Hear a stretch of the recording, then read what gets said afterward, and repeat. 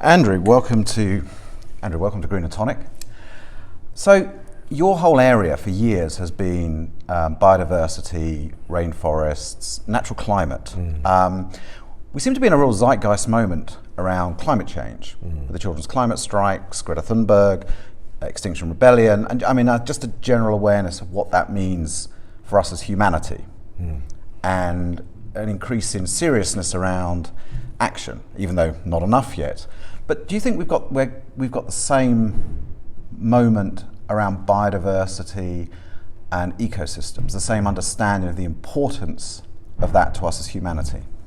Well, no and yes. No, we aren't treating biodiversity and nature on the same level yet as climate, but yes, we are at a kind of zeitgeist moment, and I know that because I've been at this for 40 years, and when I first started talking about saving rainforests, or the word environment had barely been invented, sustainability didn't exist in the language. So if you go back from in the 1970s to up to what we've got now, we have an extraordinary thing that's happened just in the last month, and that is that you've got the governor of the Bank of England and, in a sense, the rioters in the street calling for the same thing, which is action on climate. I can't think of another time in history when that has happened. So instead of being against each other, they're all calling for the same thing. And it's up to us in the middle, the big companies, the big finance houses, to wake up and say, the world is different now. So even the UK government, now the Irish have declared climate emergencies. But do you think not only the Irish, our own parliament. That's what I meant. The UK government and then the Irish. And there'll be a bit of I think lots of copycats who are going to do the same thing. But Parliament's declared a climate emergency. But do you think we also need to declare a biodiversity emergency? Well, I wouldn't call it a biodiversity emergency because, unfortunately, biodiversity I think is a very difficult word. If you go to a CFO in a big company, they still don't understand why they need to have a beetle on their balance sheet. So biodiversity is not. We're not talking about the musical kind. And what I actually think is going to happen is there's going to be a megatrend change from a big focus on fossil fuels to a focus on our food system. And the biggest destroyer of nature in the planet is the food system. And it also has a huge impact on our health.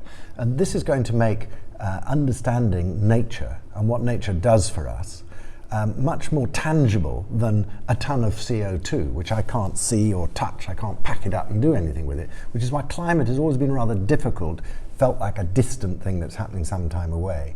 But when you think about biodiversity, it's what we eat.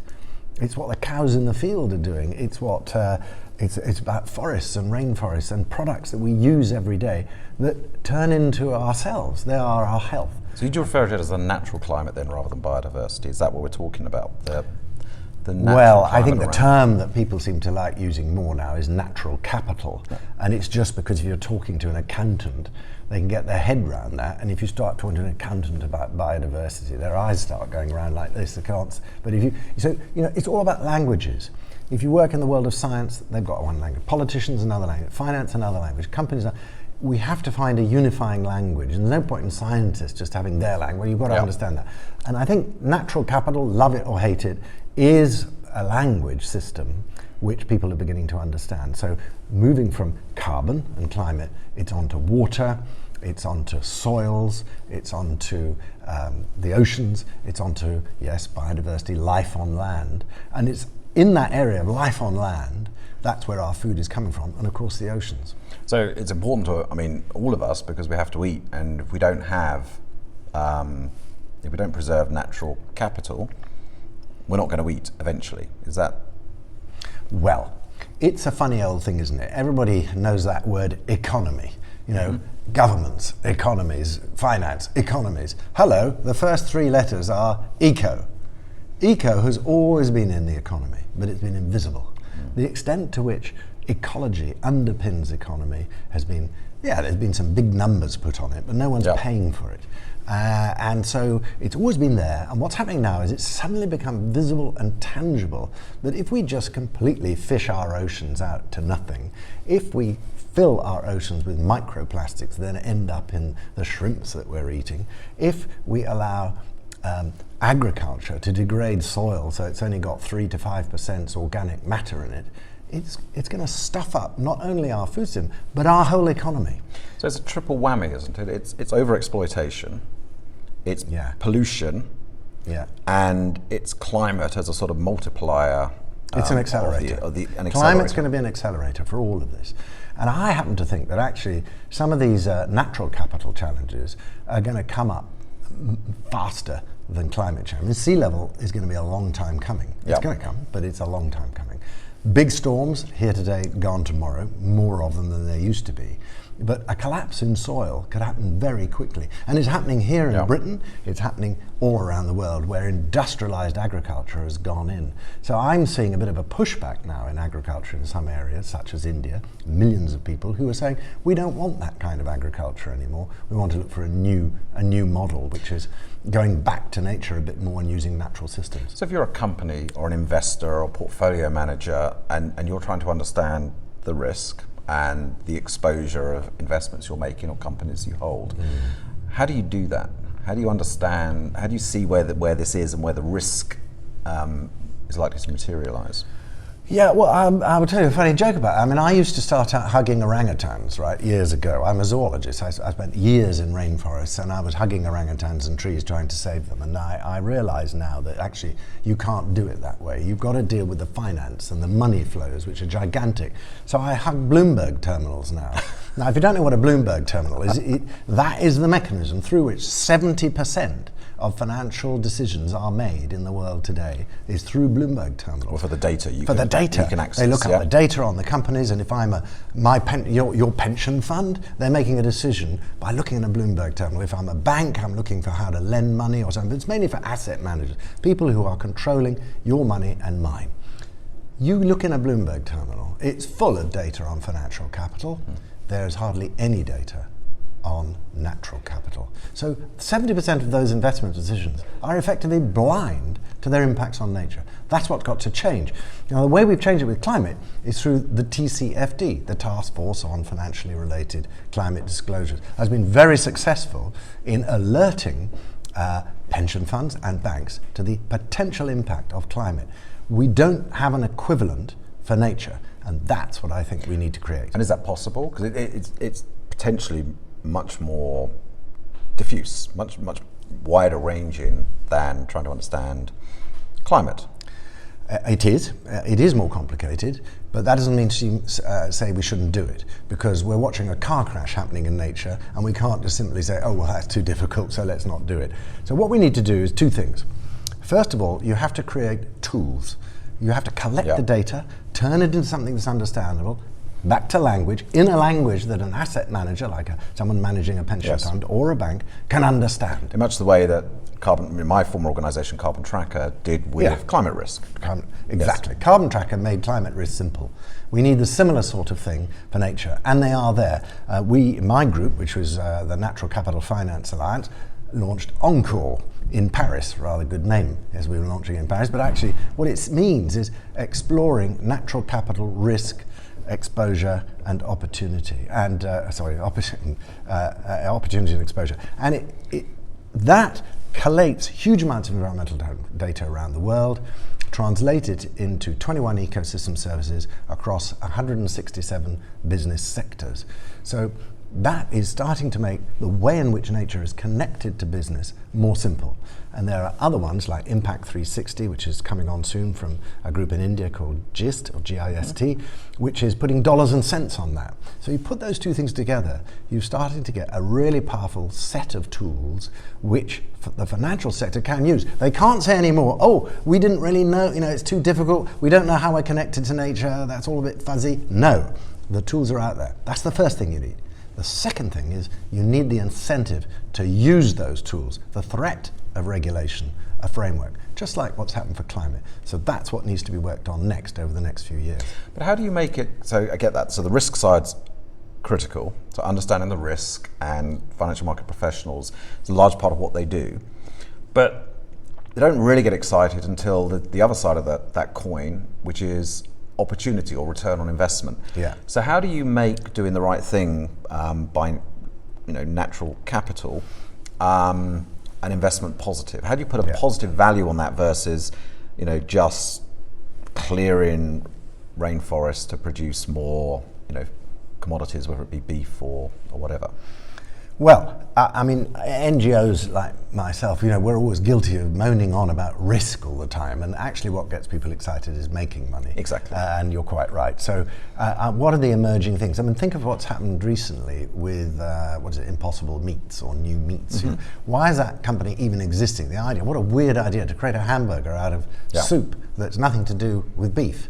Well, it's because people are looking for things. The shares in that company have just gone through the roof quite recently. You're going to see green bonds appear for landscapes. So landscape scale green bonds, not only for climate, but also for agriculture. Because to transform agriculture into low carbon, sustainable, with good livelihoods for local people is a massive business opportunity. In Indonesia alone, to transform the palm oil industry from destroying rainforests to not cutting down any more trees, ripping out the old palm oil trees, which are rather useless for producing a lot, putting in new ones which are much more efficient. That's probably a $40 billion a transformational investment. It's a fantastic opportunity for green bonds to do that at the highest possible standards. So we're going to see more and more of these things emerge, particularly in the food sector. I'm assuming you're talking to the Climate Bonds Initiative. I did one of these videos with Sean Kidney. Yeah, Sean's great. And he talks very loudly about this, but mainly about climate. And even the green bond market's still relatively small, but it's mainly about energy, infrastructure, that kind of stuff. Very little in landscapes for nature, but that's coming too. But carbon pricing as well. So there's this whole area which you've had a lot to do with REDD+. So these are investments in forests to avoid deforestation, and they produce a carbon benefit, which provides an incentive. But they also provide a lot of other associated ecosystem service benefits, don't they? People probably have heard a bit about the carbon market and carbon credits, and they sometimes say, "Oh, that sounds a bit dodgy, and I can't even see the thing." And it's had a variable reputation. Carbon credits in forests are very new, and the market has been in the doldrums for a decade. Just in the last quarter last year, it's taken off. Why? Because people are suddenly realizing that by using carbon as a currency to save rainforests, you get a double whammy. Most other people's carbon is dead. Forest carbon is alive. That's why it gives you water, biodiversity, good livelihoods for local people. It's a much more valuable kind of carbon credit than any other, and people are beginning to wake up to that. And I guess it brings so many more benefits, a lot of the SDG benefits, employment, gender diversity, all of it. Carbon neutral coffee, you name it. I mean, I'm not, people come and say, you've got to have carbon capture and storage and that sort of stuff. We need to suck carbon out of the atmosphere, and they're coming up with all sorts of fancy machines to do it. And if you look at CCS, which are industrial carbon capture and storage, which a lot of the oil majors are really keen on, and big power stations, they want to suck carbon out of the atmosphere before they put it into the atmosphere, then bury it underground in a kind of liquid. All you really get with that is a 300 to 400 pound black goo under the North Sea. It doesn't do anything for you. And I sometimes say to them, well, we've got a machine that can do it for only about $10 or $20 a tonne. It's absolutely fantastic. Oh my God, what's that? It's a tree. If we plant more of them, you get all these co-benefits. Yes. It's not just a black goo underground. Nature got there millions of years before natural carbon solutions, natural climate solutions is a much better investment than all these industrialized machines, which will be much more expensive, unproven.